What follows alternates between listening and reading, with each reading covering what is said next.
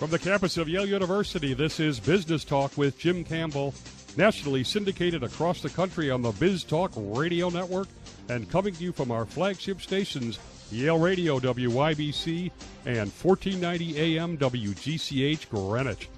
All talk and all business, 60 minutes of radio with leading figures from the world of business along with the business of politics and sports. Has there been a decline in corporate ethics? We'll look at scandals at Uber, Wells Fargo, Penn State, and others with a leading expert on corporate ethics, and she'll tell us how to build cultures of strong ethics and integrity in corporate America. That's tonight on Business Talk with Jim Campbell. Dr. Patricia Harned is CEO of the Ethics and Compliance Initiative. She's an expert on ethics in the workplace, corporate governance, global integrity, and she's advised senior leaders on effective ways to build an ethical culture, promote integrity in organizational activities, served as a consultant to such leading organizations as Penn State University after the Sandusky scandal, Daimler-Benz, and the New York Stock Exchange. She has an upcoming book titled Why Scandals Happen and How to Avoid Them. Welcome, Dr. Harned. Good to have you. Thanks for having me. It's a pleasure to be here. Let me just start off with, often ethics are kind of considered a soft subject, sometimes not taken seriously. I'd asked a business school professor, leading one interviewing on a different subject, and I said, do you feel you can teach ethics within the core curriculum as a course? And he said their problem is the students aren't interested in it, and then they've got to try to respond to student consumer demand, if you will. Tell us why we should take it seriously, and what the mission of Ethics and Compliance Initiative is. Sure. Well, ethics should be taken seriously by anybody that wants to work in a company, any kind of workplace, because if you're working for an organization that doesn't care about ethics over time, you'll start to be working for an organization that has a toxic culture and is higher risk for having major misconduct taking place.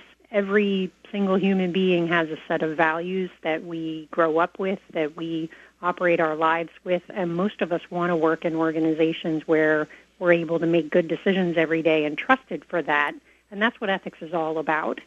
Our organization is a research organization. It's America's oldest nonprofit organization that has been dedicated to understanding how to promote integrity in workplaces. We also have a membership community of ethics and compliance practitioners from business and government, from nonprofits, from all over the world. Do you have a sense, or is there any evidence that corporate ethics have been worsening over time, or is there kind of a constant level? We've been studying ethics in business organizations since 1994. We do a survey of the U.S. workforce, and last year we expanded it globally to 13 countries.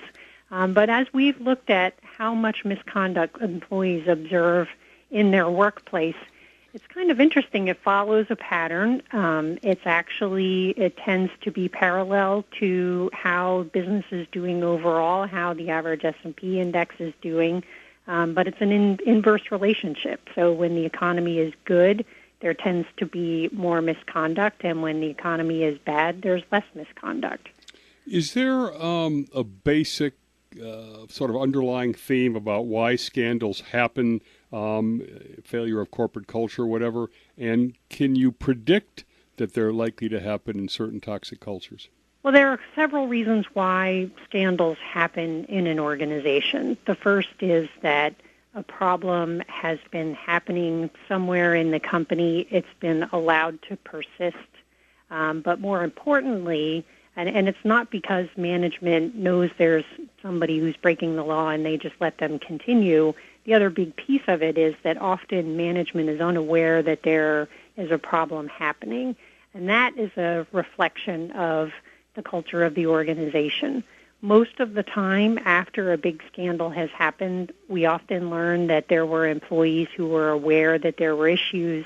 They might not have known all the details, but they tend to have enough of a sense that there's a problem that they should come forward, or they try to come forward, but they are either afraid to come forward for fear of their jobs, or if they do report to management, they experience retaliation for having done so. And those are the big reasons why when you see organizations facing very big problems that are all over the news, it tends to be that sort of pattern. The last piece of it is that an organization has problems going on, management's not aware, people aren't coming forward to report it, but then the media picks up on it, and it's actually the media that gives the label scandal to an organization. And once you start to have public attention, it's usually a landslide from there. Interesting.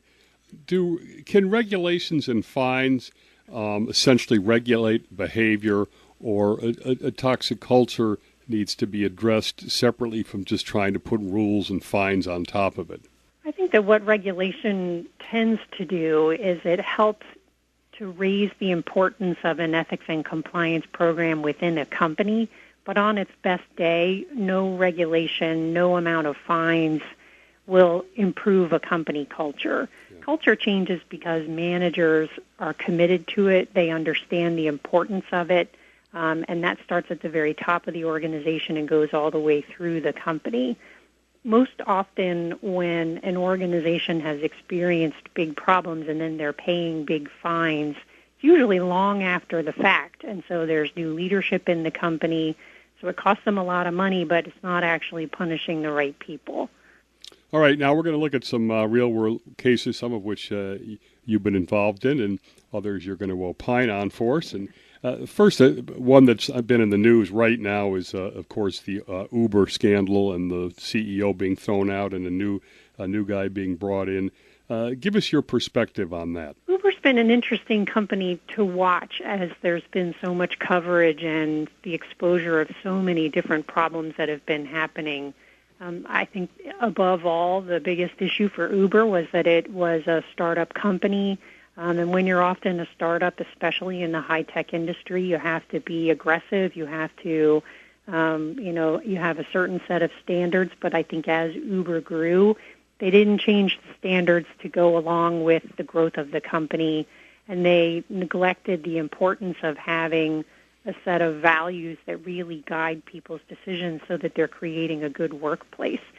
So once Uber started to have one problem exposed and the media became involved in looking at all of the headlines and looking into what was happening, you started to see problem after problem after problem emerge. So I think in a lot of ways, Uber has been very hampered by public perception that it's a sexist workplace, that they've got issues of discrimination. They've undertaken some efforts to be operating in cities and dodging authorities through secret software. They've certainly had problems with the allegations that they've stolen the intellectual property of their competitors. All of these things, some of them have been borne out. There have been investigations that have shown that the culture was not the best for women. Some of the other allegations haven't been proven yet, but in a lot of ways, the public perception has very much changed towards the company. What suggestions would you make for them to sort of remediate this culture? One of the first things I would suggest is to think very seriously about, there's been a lot of recommendations to the company that they focus on diversity in the workplace, that they address issues of how women are treated, and those are very important recommendations, but I would suggest that they broaden the lens and think about, if we are operating with the highest level of integrity, what does that actually look like? And what are the values that we want our employees to operate with when they're making decisions every day? And then to build an ethics and compliance program that gives some structure to that basic concept. Because once you have that overall lens and it's driving how you make big business decisions, the rest sort of follows along after that. Uber clearly has a workplace, or in the past, Susan Fowler, who wrote a blog entry talking about her experience at Uber, spoke a lot about people are afraid to come forward. There's retaliation for having done so. A focus on a set of values, training managers to invite people to raise concerns and how to respond to it responsibly will go a long way for them.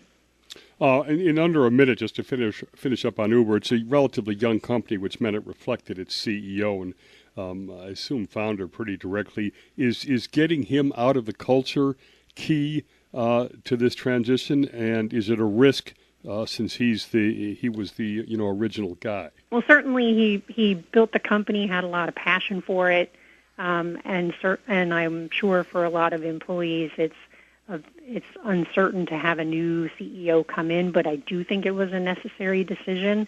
There were so many allegations against him in particular, but also I just think the company needs a change of leadership.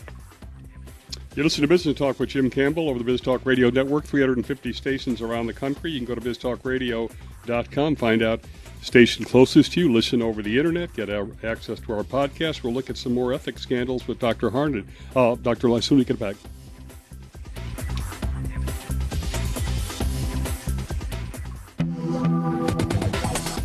And we're back. Our guest, CEO of ECI, Ethics and Compliance Initiative, Pat Harned. And Pat was brought in to help with the cleanup in the Sandusky scandal that almost brought Penn State University to its knees. My nephew was a student there, in fact, and it really hit the campus. And I don't know if the issue was willful blindness there that this went on for so long, but tell us how you helped address it.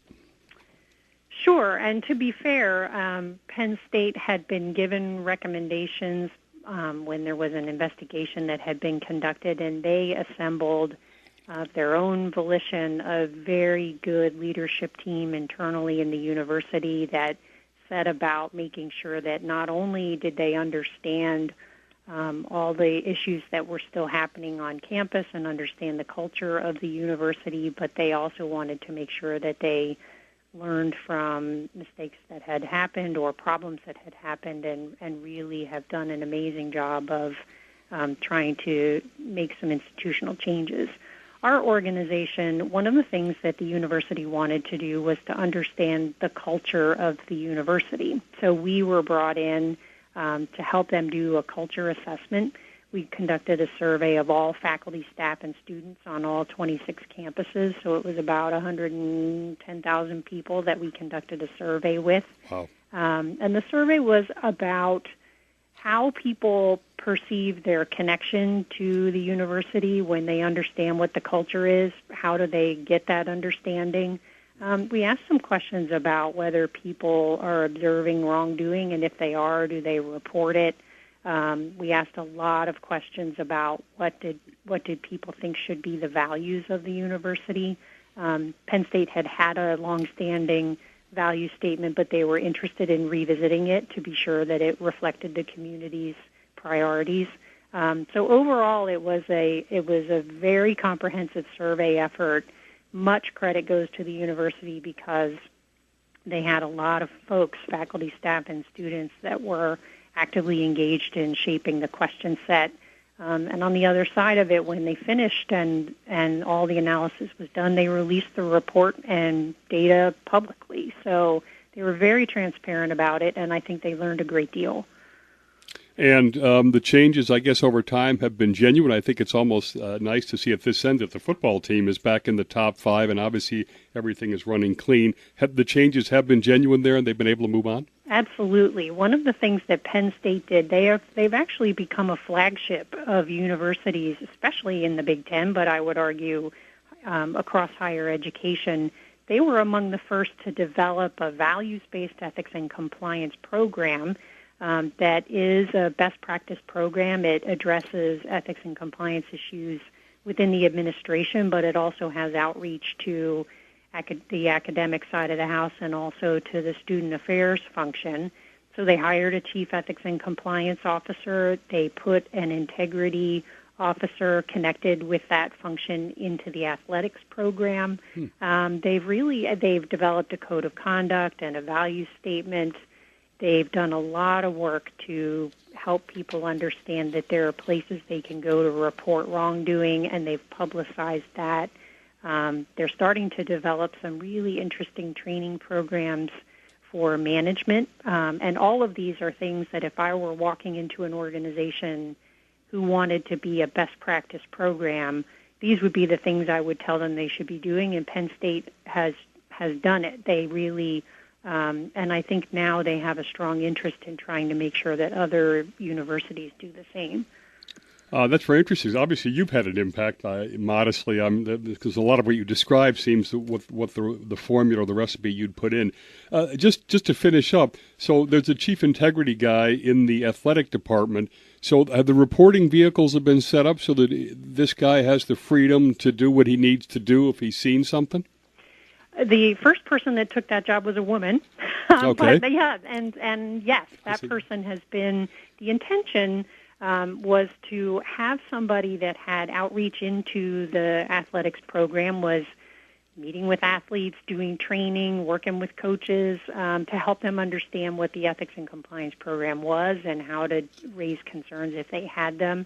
And really it is one extension of a much more comprehensive program that they've put into place. Mm-hmm. So it's been really interesting to see it happening. And in fairness, I'm not sure I can take a whole lot of credit for that other than we were really privileged to be able to come in and support the survey effort and to offer some thoughts and connect their chief ethics and compliance officer with some folks in the industry. And a lot of it they have done by networking and benchmarking, and they've also brought in people who have had experience with other organizations coming in.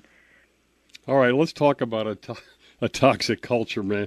The Fox scandal on Roger Ailes, and apparently this had been going on for years. And I once read the civil complaint against Bill O'Reilly, who they paid $10 million over the years to settle. And when he beats these people up on the air who sue him, and then you see the evidence, it just makes you sick that this thing went on for so long. Talk about the Fox scandal. I think one of the things, what I know about the Fox issues have been what I've read in the news, much like most other people that have probably been following that story as it unfolded. But in a lot of ways, that situation is a reflection of so many issues that companies face over the years when the senior person has a lot of power, has a lot of depth in the organization, and is also making some pretty bad decisions personally or, in terms of how they're relating with other employees. Mm-hmm. And I think one of the things that you start to see as an organization begins to develop a culture that is a toxic environment. Again, you see people can't come forward to report problems, but you also see it becomes a part of the norm, how we behave, how we treat other employees.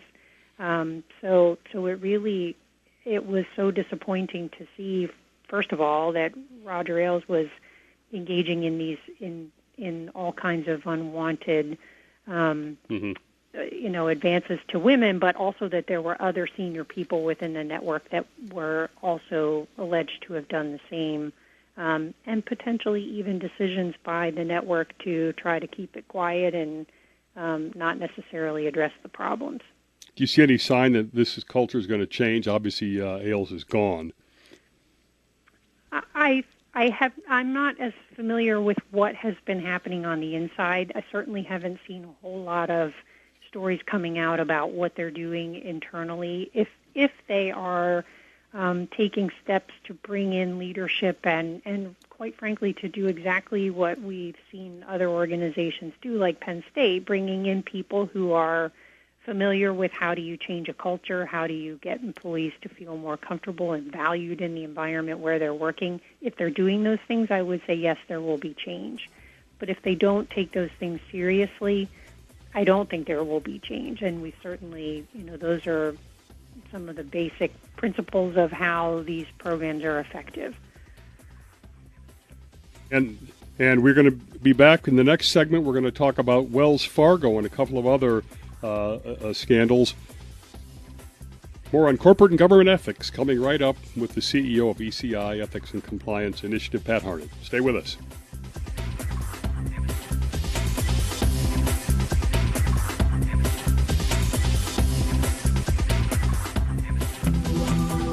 We're back with corporate ethics expert, Dr. Pat Harned, and she's got a book coming out soon, Why Scandals Happen, How to Avoid Them, and we're going to look at some scandals now that sometimes where intense performance pressure has people do things that they shouldn't do. Wells Fargo has obviously been in the forefront of the news.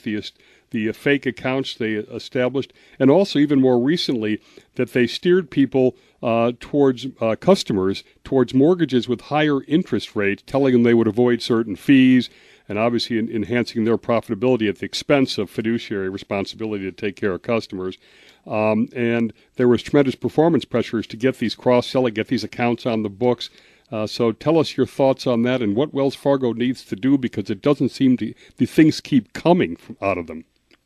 Sure. Well, again, what I know about Wells Fargo is what has come out in the media from various articles and journalistic investigations, just like most other people that have been following that story. But Wells Fargo, in our industry, as people in the ethics and compliance profession, have also followed what's happening there.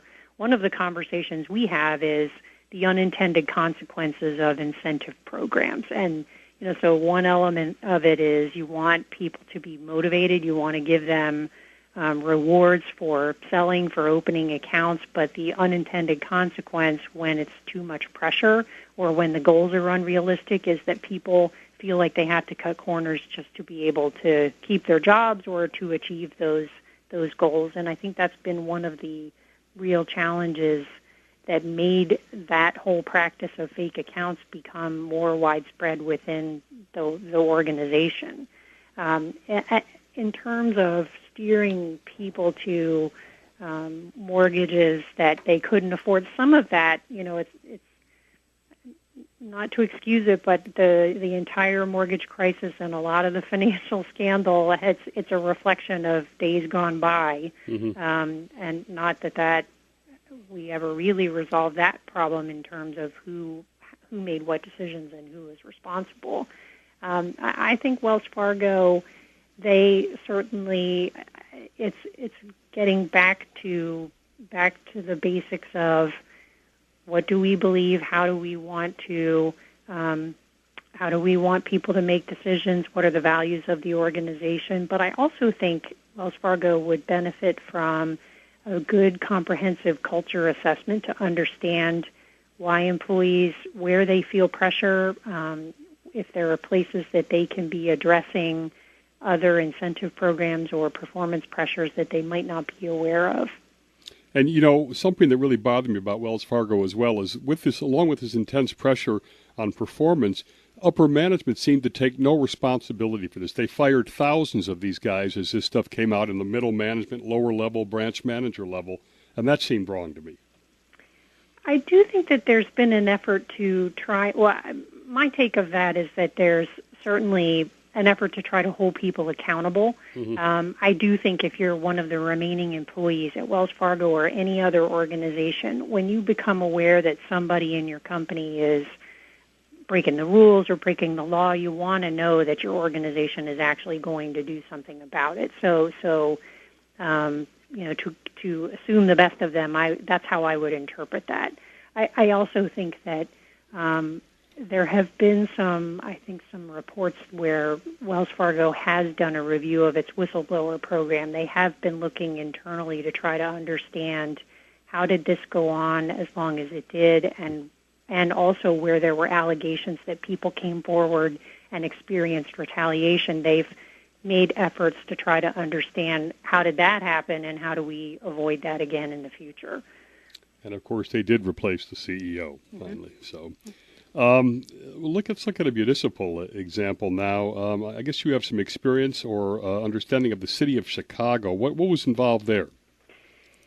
So the work we did with the city of Chicago, it actually goes back a ways. It was done in 2009. So a different mayor, lots of things happen over time. But the city had been interested in developing an integrity program, an ethics and compliance program. They had just put one in place, and they wanted to do some sort of a survey or an assessment to get a sense of what are the issues that should be priorities for the city and priorities for the program.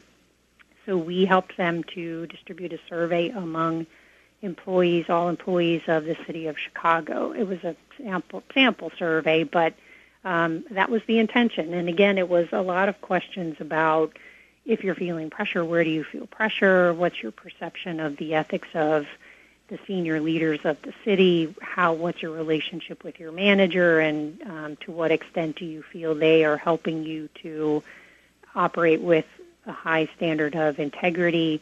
So it was a real effort by the city to try to get their arms around, if we're going to develop this program, how do we create what the goals are. Has it been successful, and what drove bringing you in to do this? We were brought in by the person that was at the time heading up the new program, the new ethics program. To my knowledge, that person is no longer with the city, and I don't know whether they actually have continued the program. I don't know that they haven't, but I also don't know that they have. The work that we did, the results were shared back with city leadership, and I know that at the time, the people that were heading up that program were very interested in trying to do some training for managers and a lot of outreach to city employees, but to what extent that actually happened, I'm not aware. All right, what about BP now? This is the Deepwater Horizon scandal, I assume? We were brought in by BP's ethics monitor. They, as a part, yes, in response to the Deepwater Horizon incident, BP, too, also undertook a very comprehensive effort to try to look at how do we avoid having similar issues happening again. And so BP, again, to their credit, they rolled out a new set of values for the organization. They retooled and restructured their ethics and compliance program. I know they made a lot of other changes for safety and but beyond that, it's been several years now since the Deepwater Horizon incident. We were brought in to talk with employees very recently to look at the values of the organization and how real are they? Have they been adopted? Do people care about them? Do they actually, and also, do they feel that there has been positive change in the organization over the last few years? And again, to BP's credit, employees, they have 5 values. They also have a set of behaviors that are associated with that, and people in the company know what the values are. They understand where they can go when they have concerns to raise, and most importantly, it's my view that this is a top-down initiative. So from the CEO all the way through that organization, I think they have taken very seriously the importance of culture, the importance of employees feeling comfortable coming forward. And so those are, I think, positive things. You mentioned this before. I think it's a good idea that if several years down the road they bring you back in and see if they're actually living to the ethics and compliance and values you've set up. The interesting, what do you get your thoughts on increasingly what happens when a company's got criminal liability, or take some of the banks from the mortgage crisis, they get deferred prosecution agreements rather than having to plead and risk the viability of the business. Monitors are brought in, and with them come ethics and compliance standards, et cetera. What do you think about those? Are they working? We have done a lot of work with monitors in companies, and a lot of it depends upon who is the monitor. So it's an interesting relationship that a monitor has to a company. They're an independent person, but they're selected in agreement depending upon who the agency is involved. But if it's the Department of Justice, Justice has a say in who the monitor is, but so does the company. That monitor has a tremendous amount of responsibility and also a pretty big stick when it comes to what the company should be doing to try to rectify the situation. So a monitor will develop a plan usually in conjunction with the company, and they'll figure out what are the priorities, what are the things we need to fix. I think where we have seen monitors, especially if part of their charge is to think about ethics and culture and leadership, not just to look at specific compliance standards, but the broader thing, it's a very successful thing. And if the monitor has a good working relationship with the company, those are important factors. And you're listening to Business Talk with Jim Campbell from our flagship radio stations, WGCH Greenwich, Yale Radio, WYBC, and syndicated nationally over the Biz Talk Radio Network. We've got our final national segment coming up. Talk about how you build an ethical culture.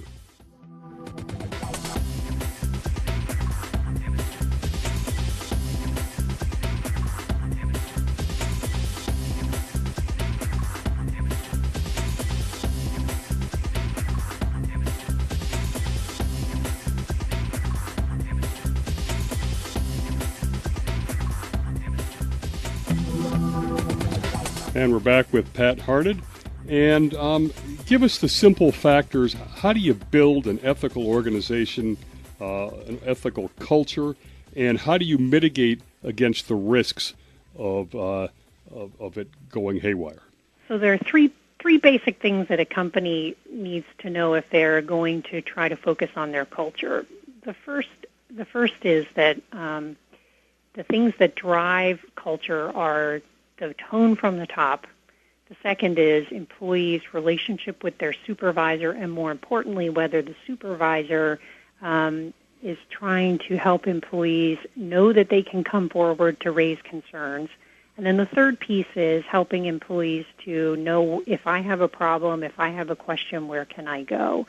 So it really begins with, from the very highest parts of the organization, a continual effort to talk about the importance of the values of the organization, but also how much you care about employees raising concerns, and then helping managers to recognize when an employee is coming forward to them, to know how to respond, to know how to escalate reports of misconduct if they're coming forward. Those are pretty critical parts. And then the last piece of it is a continual messaging effort and an awareness campaign to help employees know that no matter what the concern is, no matter what the question is, they don't have to be 100% sure that there's a problem happening, but there are places they can go to report, to ask a question, to seek support. Those are the pretty critical pieces. Now, as we all know who've studied corporate behavior, people behave how they're paid. In other words, their compensation drives behavior. Does the culture need to be so tied into the controls and the incentive structure to make sure that they aren't being incentivized to do bad things? Actually, the thing that I've seen that has been most effective is when organizations make ethical conduct a part of performance reviews, from senior leadership all the way down to mostly management. It's a manager and supervisor issue. What does it mean? So there are several behaviors that you can actually ask employees to evaluate from their supervisor or the CEO, for that matter. Do they talk about the importance of ethics? Do they model the kind of conduct that we think is in our code of conduct? Do they hold people accountable when they break the rules? And do they also offer support to employees? Do employees feel like they can come forward to them and raise concerns without fear? You can conduct surveys of employees, and it doesn't even have to be a survey, but get employee feedback and manager observations of supervisors and make that part of the evaluation standard. If it becomes part of the way you are getting paid and getting bonuses, you take it a whole lot more seriously. Interesting. Let me ask you this, if you've seen any correlation. Wall Street puts a lot of pressures for short-term quarterly performance. Have you seen that businesses that are able to take a longer-term perspective also have healthier cultures? I think it's a constant challenge, especially the quarterly financial performance pressures certainly change the way leadership thinks about what's most important and what do we need to be emphasizing. That's actually one of the reasons why when there's a downturn in the economy, we actually see better ethics. And it's because in a downturn, there's something about the way leadership thinks and talks to their employees. It's more about, we value you, we're going to get through this hard time, we're all in this together. That helps employees to think that ethics matters more. When the economy is good and companies are flourishing and they take more risks, they're more focused on the bottom line, and it changes the tone that comes from the top, and that filters through the organization. Interesting.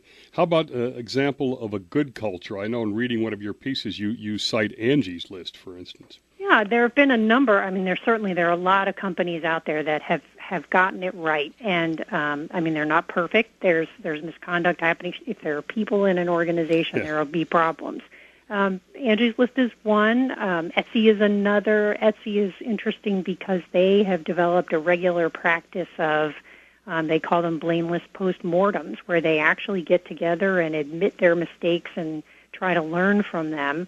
You could look to a lot of the companies in the defense industry. Post the Ilwin scandal of the 80s, the defense companies really not only committed to developing good, strong focuses on ethics and culture, but as an industry, they gathered together in a group and they regularly share best practices and new insights when it comes to ethics and when it comes to building and sustaining a strong culture. So you can look at companies like Lockheed Martin and Boeing and Northrop Grumman and Raytheon, and they've got very good, strong programs because of that. You had another example, and we did a show on it, so it interested me, which is Ford, where the culture there was only report good news and even, fudge stuff if it's not. And the guy they brought in there encouraged people to say, hey, we got to, address the issues. And it almost became bad news is good news. He started saying, it's good to get in here and let us know what the real problems are. Absolutely. And I think that was a lesson that was hard learned for them. You don't often recognize when you've created an organization where you surround yourself with people who are, it's either that they're yes people or they're afraid to tell you no, or they're afraid to tell you there's a problem or we're not going to achieve this goal. So recognizing that is happening and taking steps to invite people to admit their mistakes, to actually reward them for that, is an important change. We've also seen that at GM post they've certainly gone through a lot with the ignition switch problem. Mm-hmm. For them, it's been a matter of also recognizing that there were problems that were persisting. People were aware of it, but they didn't have good systems in place to actually be able to address what the problem was, to make management higher up in the organization aware. And a lot of that simply comes from an environment where you can say, this isn't working, we have a problem, what are we going to do? We're down to the last minute. Does it come down to that character matters? We sometimes hear that it doesn't seem to matter in the political world anymore, but is it important? And to get this, you got to recruit the right kind of people too? Character is essential, and the character of the leaders at the top. Some of the best organizations that have terrific environments of integrity have leaders who are personally committed to these things. So it does really matter in the workplace. We've had a great fast hour, great examples here too, and really that a toxic culture can destroy a firm. So ethics is an important deal. Dr. Patricia Harned has been our guest. She's the CEO of Ethics and Compliance Initiative. Her book that'll be out shortly, Why Scandals Happen, How to Avoid Them. This has been Business Talk with Jim Campbell. Our next show, we've got Washington Post reporter Amy Goldstein. She went inside an industrial town in Wisconsin when an auto factory shuts down. Thanks to Pat. Thanks to our national audience for listening. We'll see everybody next Sunday on Business Talk with Jim Campbell.